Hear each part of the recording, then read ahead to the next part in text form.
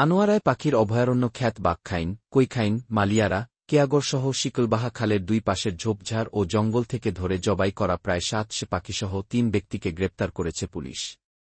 সংঘবদ্ধ চক্রটি এসব পাখি ধরে জবাইয়ের পর বিভিন্ন হোটেলে ভিন্ন নামে বিক্রি করে আসছিল।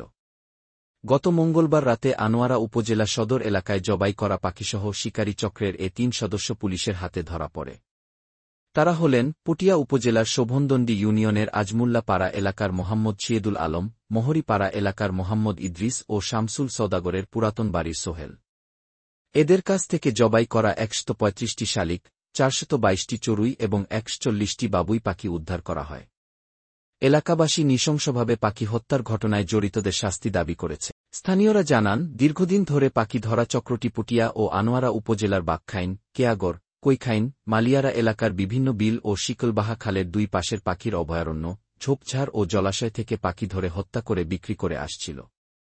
গত মঙ্গলবার এই চক্রটি কৈখাইন নোয়া রাস্তায় ঘাট এলাকা থেকে সিএনজি যোগে জবাই করা পাখি নিয়ে আনোয়ারা উপজেলা দিয়ে যাওয়ার পথে পুলিশের হাতে ধরা পড়ে। পুলিশ জানায়, পাখি ধরা চক্রের সদস্যরা সকালে এবং বিকাল থেকে সন্ধ্যা পর্যন্ত সময়কে টার্গেট করে ফাঁদপাত ময়না, শালিক, ঘুঘু, বাবুই, চড়ুইসহ সব ধরনের পাখিই থাকত শিকারের তালিকায়। কিন্তু সব পাখি খাবারের তালিকায় না থাকলেও পালক পরিষ্কার করে নগরীর বিভিন্ন হোটেলে ভিন্ন নামে বিক্রি করে দিত তারা। জিজ্ঞাসাবাদে দীর্ঘদিন এমন পাখি শিকারে জড়িত থাকাসহ নানা তথ্য দিয়েছেন বলে জানিয়েছেন আনোয়ারা থানার ভারপ্রাপ্ত কর্মকর্তা ওসি মোহাম্মদ মনির হোসেন। তিনি জানান, এ ব্যাপারে আনোয়ারা থানায় একটি মামলা হয়েছে। পাখিগুলোর বিষয়ে আদালতে প্রতিবেদন দাখিল করা হয়েছে।